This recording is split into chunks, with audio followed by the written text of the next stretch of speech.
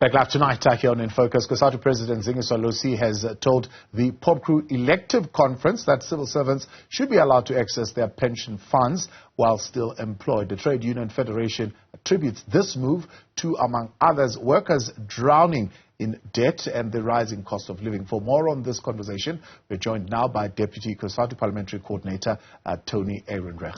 Tony, good to have you, and thank you very much for your time. As early as June, a draft was released by Treasury for public consultation. Where is this bill sitting now? I should thank you very much for having us on the show and to have an opportunity to speak to this important matter for workers. There's been 4 years of extensive consultation with Treasury around this new provision. And essentially what it does is it introduces a two-pot system. So workers will be able to have a savings pot from which they'll be able to withdraw once annually up to 10% or 25,000 Rand, or now the figure's been adjusted to 30,000 Rand for spending on their crisis expenditure. So we see and we are aware that workers are drowning in debt, and this will give them an opportunity to be able to service that debt without the need to resign. In the past, many workers had resigned so that they could get their pension money and settle the debts that they have. With rising inflation, rising food costs, and just generally challenges within the economy, workers need a way to be able to provide some relief out of their hard-saved money. And so this provision is something as Cosatu we really support. The only challenge is that government has not been as forthcoming in the discussions, and they put a number of impediments in the way for workers to be able to get some relief from the difficult economic times they face. So I see Treasury proposing some new changes to the two-pot retirement system. The latest proposal for the two-point retirement system likely to be welcomed by the retirement industry. How does Labour feel about it?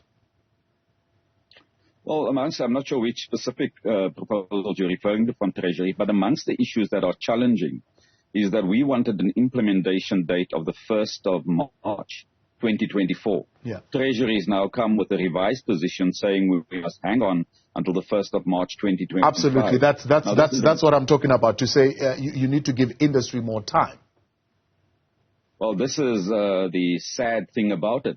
Whose industry are they talking about? This is the retirement fund industry and the financial services industry.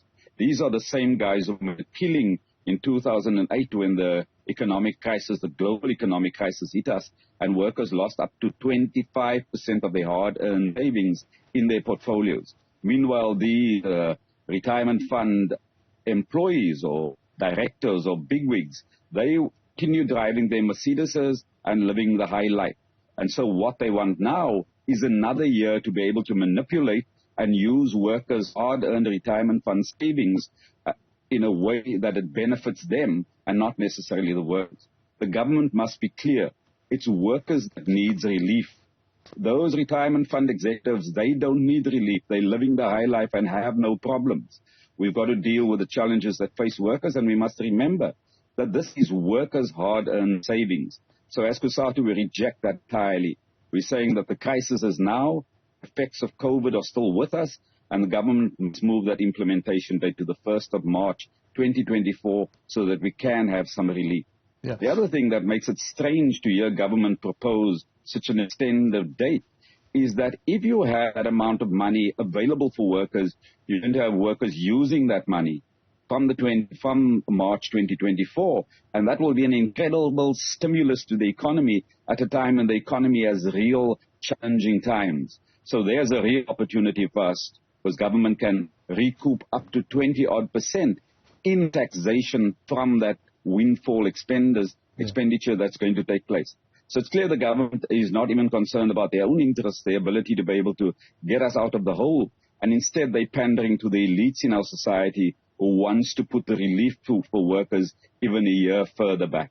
So while on that text question, DDG saying they are also quite nervous about rushing this particular approach because SARS will also need time to prepare its system for this very large change. Hence, also they have rejected the proposal for a staggered introduction of the two-pot system, as this might have some difficulty in administering as far as tax is concerned?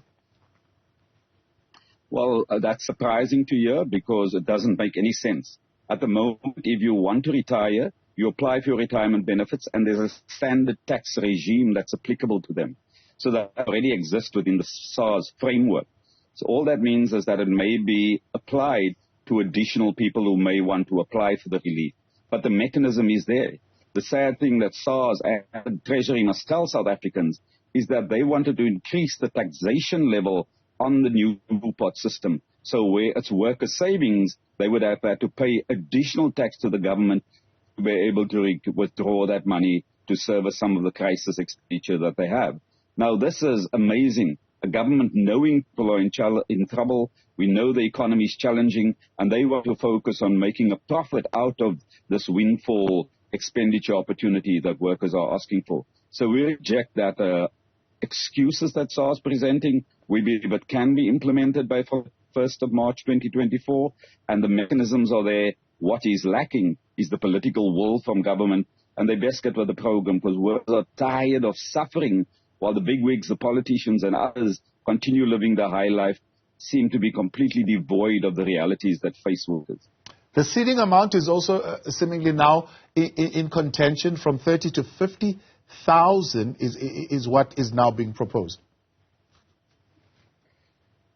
When the proposals were first made in 2019, there was an amount of 25,000. Since then, we've seen COVID, we've seen the huge troubles within the economy, and so that amount of 25,000 rand has been significantly eroded by the effects of inflation and the other financial effects on that amount. And that is why there was a decision from workers to say, we've got to increase that amount to 50,000 rand.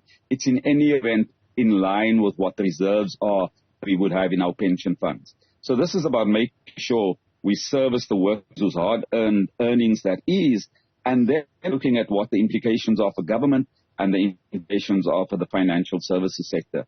But they must understand that they come a distant second to the interest of workers whose concerns must be the primary driving consideration. And if workers are benefiting in the way I suggested, then it could be a significant boost into the economy and ensure that we turn around the tepid economic performance that we've seen in the last few years as a result of government's ambiguity on playing the role of a development state, and effectively as a direct result of the attitude that Treasury takes to dealing with finances that they just the custodians of, but it's actually workers' money. Yeah. What about the threat of liquidity to the retirement funds, saying this could have a negative impact on the financial markets? I see some companies are saying. Well, there may be an effect on financial markets because if there are significant withdrawals, of course there's going to be consequences. But we didn't hear them as concerned when the global economic crisis hit. There was a huge impact on liquidity. They just kept living the high life, didn't trade in their Porsches, and continued to have overseas holidays. So they're the last people who must come and preach to us about what the negative effects are. There's going to be some effects, but you've got to mitigate those effects with certain measures, and you've got to ensure that you counterpose the negative effects with the positive effects. Why aren't they giving this society any indication what the windfall taxes out of such expenditure would be and how that would stimulate the economy? This is a government that's scared to act, and it seems that the only time when they act is when they have to act in defense of the financial services industries. The old cabal in South Africa who benefited from apartheid and has very little commitments to making sure that the new democratic South Africa is able to get onto a different growth trajectory that responds to the needs of all of our people. The other area that seems to have been rejected by Treasury is the lump sum withdrawals from the savings pot to be taxed at a flat rate, or according to the pre-retirement withdrawal benefit table, saying that they will be taxed as taxpayers' marginal personal income tax rate. What does Labour say to them? Well, what government wanted to do is the point I tried to mention earlier, and that is to raise the level of tax that workers would have to pay in the event of them wanting to access their own savings. This is workers' money. How can you try and put a disincentive in place for them to access their own money to address the economic challenges that are in no small measure as a direct consequence of government's inability to drive a more developmental program in this country. And so they are trying to use this exercise as an opportunity to cover their incompetence, for lack of a better word. What we'd want to suggest is that taxes must stay at the same levels that they are. So we're in the system with SARS, and if anybody applies now for any withdrawals from their savings benefit, it should be at the existing tax levels that apply. Why would we want to change it unless we want to bring in place a perverse disincentive? And you should not be disincentivizing expenditure. One of the ways we're going to get out of the economic challenges is through greater expenditure in domestic economic activity to make sure we can get our economy grows. And that's really what we'd want to see government waking up to and moving along that path. Yeah. For them to continue just being cautious and protecting the financial industry is unacceptable to us. Tony, what do you see would be the effect of the delay? Because I think the big issue now is this delay to allow industry and to allow SARS to get their act together. If this continues along those veins and this delay is implemented, how will your members, workers, respond? Well, what happens when people are in debt? Firstly, you have to go to the loan sharks, and you then have to pay up to 50% interest rates. Then also have to look about whether you can maintain your bond payments, can maintain your house, your cars, your children's school fees, and most importantly, putting food on the table every day. So clearly, there can't be a delay for the crisis that exists in the economy at the moment that affect working families very differently from how it affects the elite. So we're asking government, just for a moment, put yourself in the shoes of working families. See what their difficulties are. Many of those families who are unable to get some relief now are going to lose their houses, are going to, as we already see with the poverty levels, are going to have further levels of malnutrition in those families. And it's a bit absurd when you have money as a worker, but you can't access it to feed your family because the government's introducing a bureaucracy that seems to be more intent on undermining your interests than promoting your interests. Government must be reminded, and the ANC in particular, they spoke about a better life for all. There's no better life for us if we're drowning in debt and there's no consideration shown from government. So we want a different, more responsive and respectful engagement from the Treasury that shows regard to workers, to poorer communities, and to working families in particular, and ensures that we can start to undo the challenges that exist. Tony Ehrenreich, much appreciated. Thanks so much for coming on. That is Deputy Cosatu Parliamentary Coordinator there, Tony Ehrenreich.